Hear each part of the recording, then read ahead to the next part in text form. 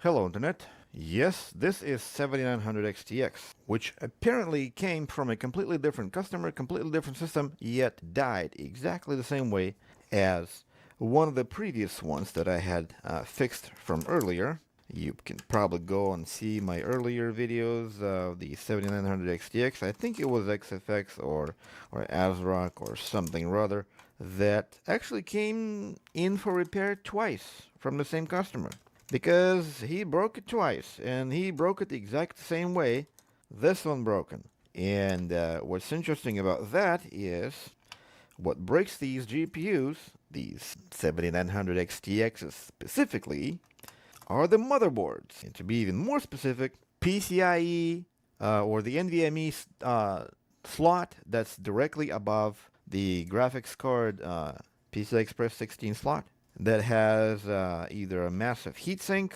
that somehow manages to get under the back cover in this general area and pushes one transistor out of the way.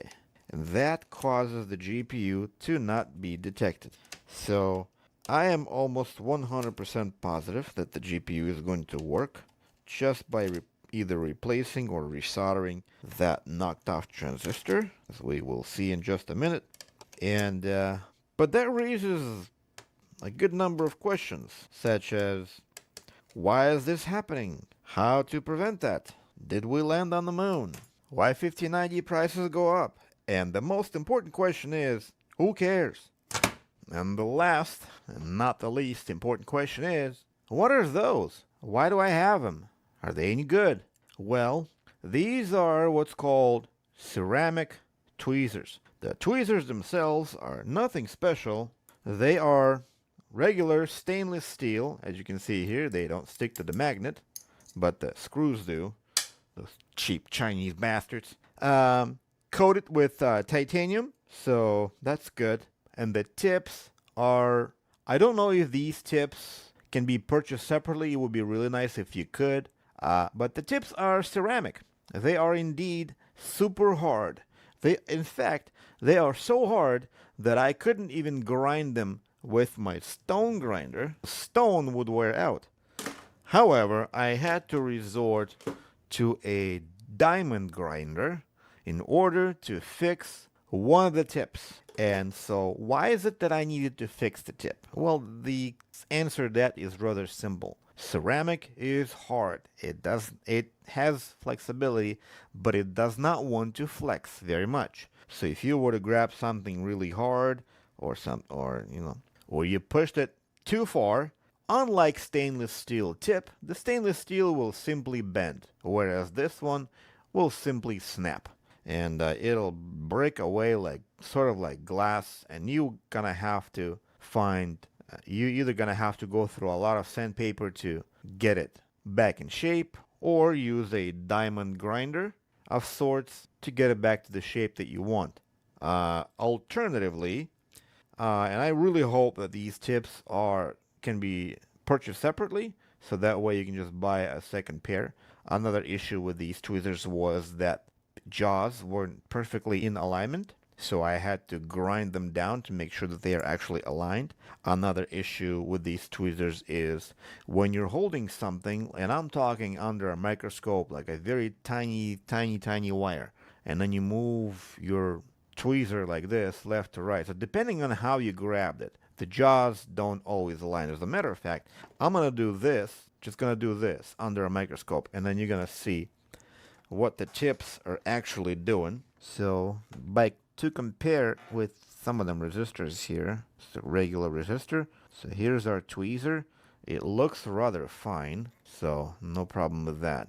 But if we rotate, you can see that we're actually coming out of the alignment. So I just rotate the tweezer one way or another, and it kind of shifts around. So while they're being really fine, or as fine as you can grind them, they are kind of moving around a little bit. That has to do with the thickness of the actual tweezer rather than the chip.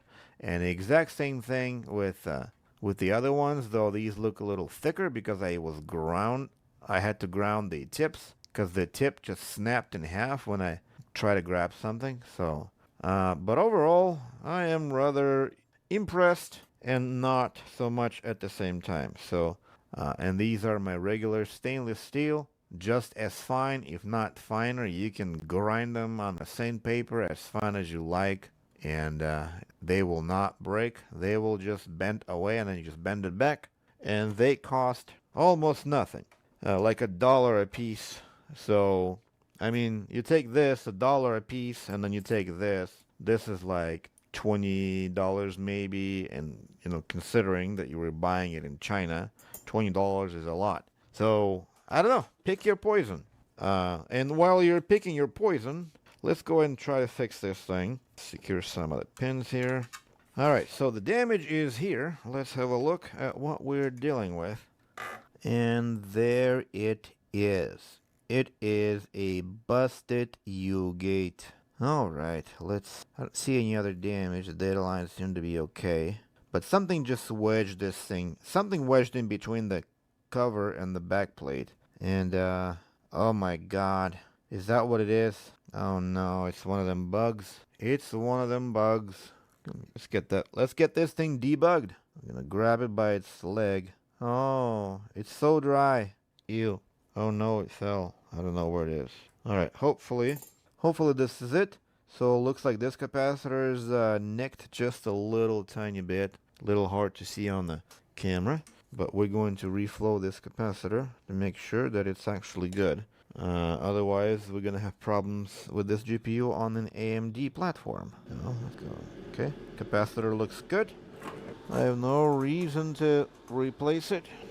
Let's get rid of that black horse flux. That cleans absolutely perfect. There. Alright. Now let's get rid of this U-gate, or what's left of it, and get it replaced with a new one. There we go. Looks like one rip pad right there.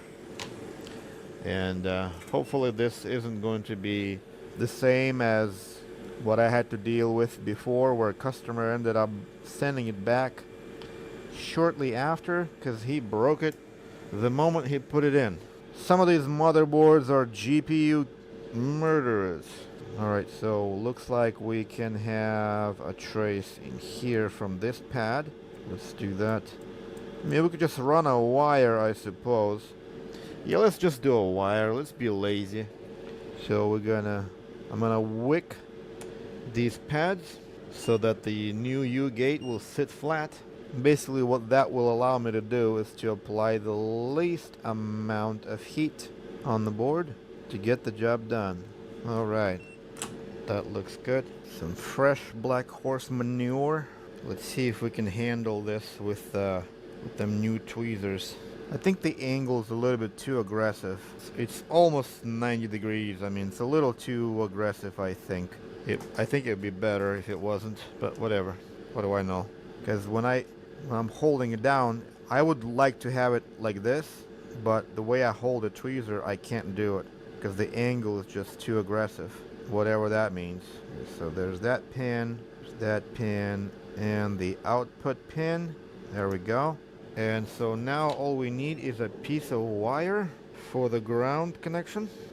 I think it's a ground, or no, actually I think it's one of the inputs. Yeah. So this one's going to be one of the inputs. It's going to be input A, I think. There we go. Now this is exactly how I fixed the other 7900 XTX the last time. And then when it came back, damage got a lot worse. So what I ended up doing is what I'll do now is we're going to be building up we're going to build up a ramp that will prevent it from getting that transistor shaved off by whatever heatsink that person has installed on their NVMe drive slot or whatever, because the problem is definitely there. Either a custom made heatsink or just a very thick one, who knows.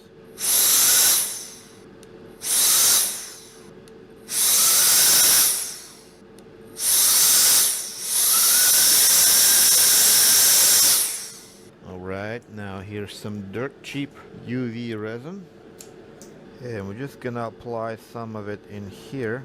and that's going to create sort of like a ramp in front of that transistor, and that ramp is what's gonna take that impact and kind of slide it over the component rather than ripping the component off of it. So let's see, let's look at it on an angle.